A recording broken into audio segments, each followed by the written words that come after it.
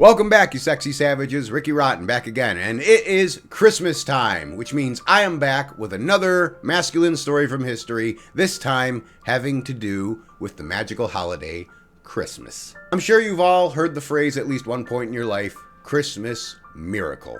It's a phrase that we use a lot, and sometimes it is often used and inappropriately used. I got a PS5 for Christmas. It's a Christmas miracle. It didn't snow all December, but it snowed just enough on Christmas to look pretty, but not enough to make our lives miserable. It's a Christmas miracle. Dad didn't get drunk and make an ass out of himself at the family Christmas party. It's a Christmas miracle! And to most of you, those might seem as miracles, but to some of you that know what a miracle truly is, that would be an insult to refer to such as. But there was an incident in human history in which a miracle actually did happen, and it's a story worth telling. So gather around the fireplace, boys and girls, while Uncle Ricky puffs his favorite pipe and regales you all of a Christmas story, not of the night before Christmas, not of some greedy old man being visited by 4 ghosts on Christmas Eve, and not of some green hairy Grinch, but of a real-life Christmas miracle that actually happened. Our story takes place in December of the year 1914, at the height of what at the time was referred to as the Great War, but what we now today refer to as World War I. I'm not going to go into detail about how the war started because that's not what this video is about, and there's too much to cover. So if you're curious as to how the assassination of one man and his wife triggered an event which turned the entire continent of Europe into a slaughterhouse and ended up paving the way for something far darker to happen years later, there's other videos for that. But what I can tell you is that World War I was an atrocity the likes of which the world had never seen before. Gone were the days of chivalry and pride where we fought wars like men, with our buttoned-up uniforms and our firing lines with honor and respect towards our enemies. As time marched on and technology and tactics advanced, and we entered a new age of horror, as firing lines, cavalry, and cannons were replaced with trench combat, explosive artillery, mechanized mass murder, and the horrific practice of chemical warfare, which, as Sabaton famously said in their song Father, turned no man's land into a poisonous nightmare. There's a reason using gas is a war crime today. There's a reason the Germans used gas extensively in World War I, but rarely used it at all in World War II. Well, they used the gas for other things. And out of the terrible hellscape that was World War I, there was one section located in Belgium, in an area called Flanders, where something happened. Now, in Flanders, the two dominant factions fighting each other were the British and the Germans, and their lines were a little bit too close for comfort. The distance between the German trench and the British trench was only about 70 yards away, and in some locations, as close as only 30 yards away. Now, I want you just to take a brief second and really use your imagination to put yourself in the place of these poor soldiers that fought in this war, freezing in muddy trenches, missing home, watching their friends die, wondering if they're going to be next, wondering if they're going to make it home, wondering if they're going to make it home in one piece without their arms and their legs missing. And after constant fighting and stalemates, along with shifting weather patterns of rain to sleet to snow, to rain again, to sleet again, to snow again, and more mud than you wish to witness in your entire lifetime, they had a little bit of a ceasefire. They realized we were not making any progress, we're wasting ammo, we're wasting lives, let's just cool our heads and figure this out.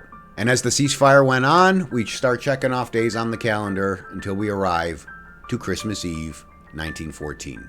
Now, the one important thing about this story that people tend to forget is that back in the day, especially during 1914, people were a lot more hard in their religion than they are today. Religion's pretty much a joke nowadays. Back then, they took it seriously. Both the British and the Germans, who were both Christians and who both celebrated one of the holiest days of the year, Christmas.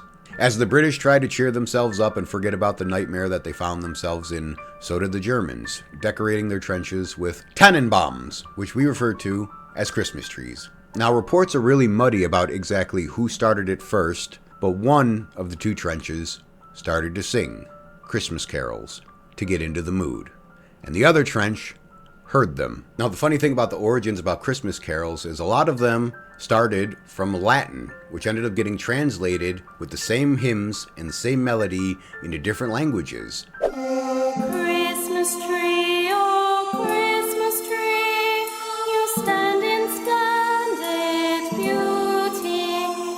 Tannenbaum, O Tannenbaum, wie treu sind deine Blätter. So even though the carols were being sang by two different cultures in two different languages, either side was able to understand what songs were being sang. So one side started singing and the other side started singing back.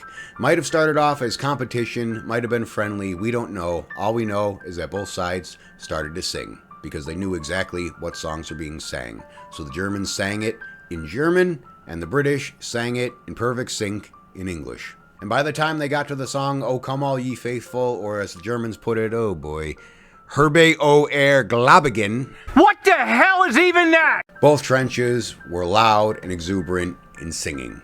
And it slowly dawned on them that the men in the field across from us in their trench are just like us. They believe what we believe, and they're celebrating what we're celebrating. And we're not as different as we thought we were. And as the singing died down, both sides of the killing field began to shout and communicate with each other from across no man's land. And after a little more time of them talking to each other and trying to communicate without killing each other, slowly but surely, some Germans decided to get out of their trench. At first, people on the British side were curious. They didn't know what to do. Is it a threat? Is it real? Is it a game? Or are they serious? So the British watched and they started to witness more and more Germans leave their trench and walk into no man's land, some with empty hands showing they were no threat, some holding cigarettes, beer, and chocolate, and others holding signs that said, "You no shoot, we no shoot." And the next thing you know, several brave, curious British soldiers decided to disobey orders and exit their trench and meet the Germans in no man's land to see what was going on. And as they got there, they were greeted by their fellow Christians, also celebrating the same holiday spirit as they were. And slowly but surely, both sides completely got out of their trenches, laid down their guns, and met their enemy in no man's land to embrace and celebrate the holiday. And thus begins the Christmas Truce of 1914. Now, it wasn't all fun and games. A lot of them were still untrustworthy and on guard. Rightfully so. A lot of the British refused to drink the beer or smoke the cigarettes that the Germans had offered, thinking they might be poisoned. And a lot of Germans were palming their bayonets, ready to shank a motherfucker if shit went south. But even with these hostilities and temperatures still being high and everybody still being on edge, it didn't matter. Because what did matter was that for one day, since this entire abomination that we called World War I began, the killing stopped. There was no order from a general, no politician.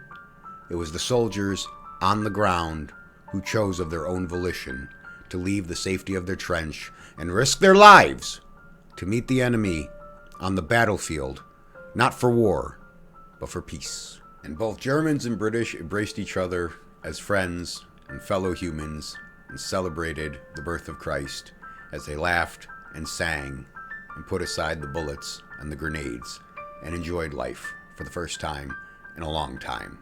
And they even played several games. Now, this is where things get murky because there's a lot of false reports about Germans and British having a big soccer match in the middle of no man's land.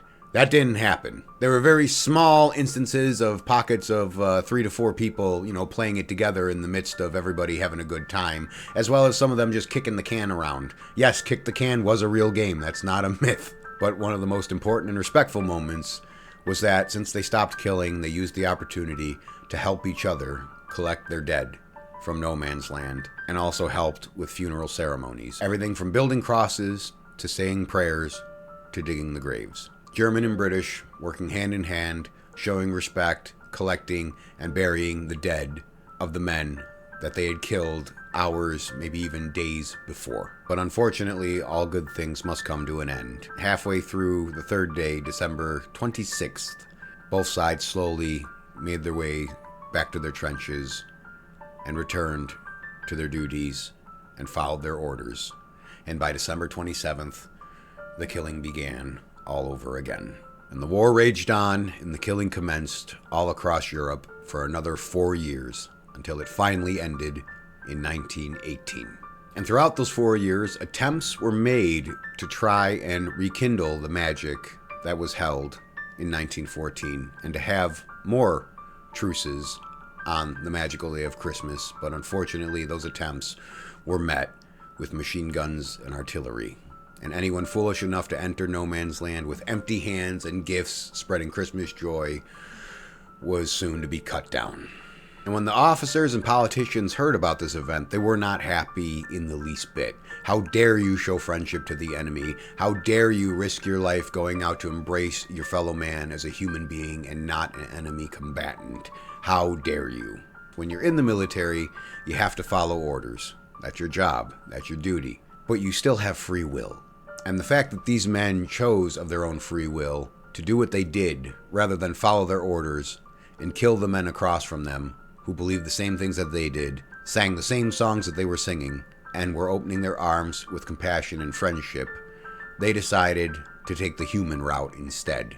And that's what makes this story so much more special. And this beautiful story in the middle of a massive tragedy goes down in history as the Christmas Truce of 1914. Now, some of you who follow me for a while know that my content revolves around masculinity and machismo, and why would I do a video about two guys not going to war with each other, two groups of people not fighting each other, when that would be the more macho thing to do? It's because our children are taught to kill people.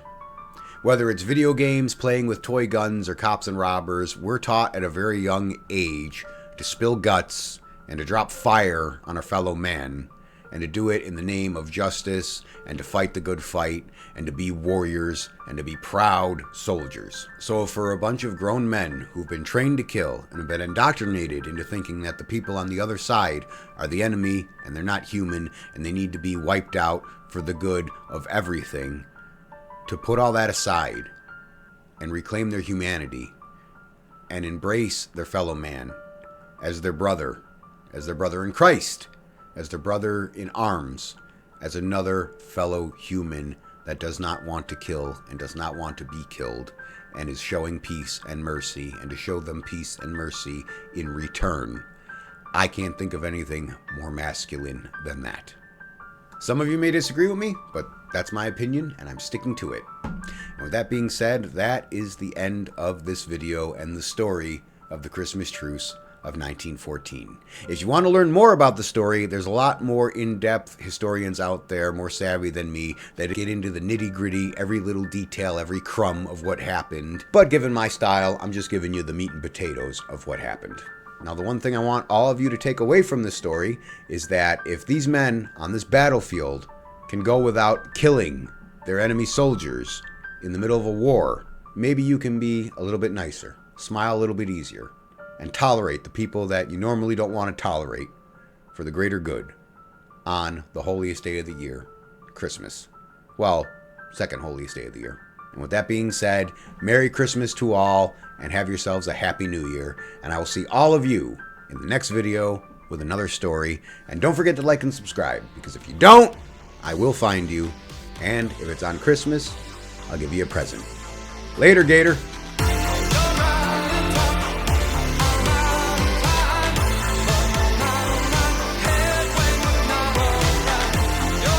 Well, the Germans did use the gas for other things, but we're not talking about that right now. I'm saving that for the Hanukkah video. I'm going to hell. Straight to hell.